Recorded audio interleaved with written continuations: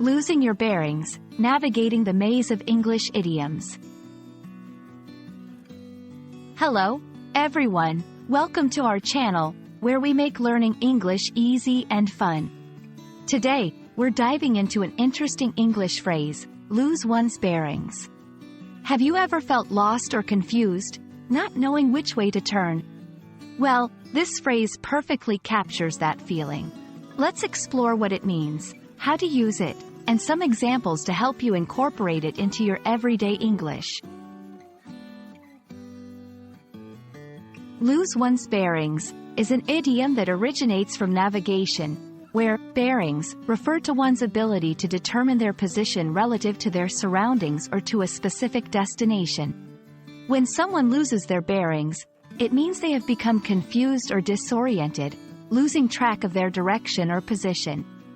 This phrase can be used literally, like when someone is physically lost, or metaphorically, to describe confusion in life decisions, thoughts, or emotions.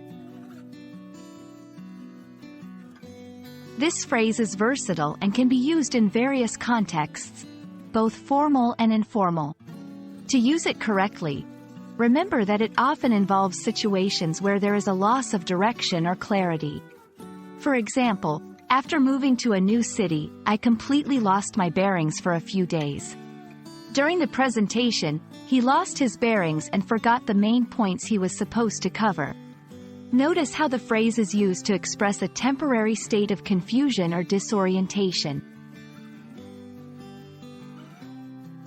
To help you better understand, let's look at some examples in everyday conversations.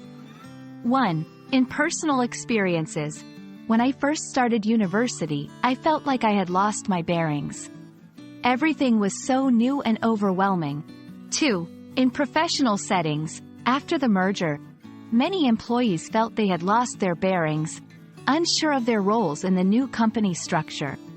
These examples show how the phrase can be applied to different aspects of life, emphasizing feelings of uncertainty or confusion.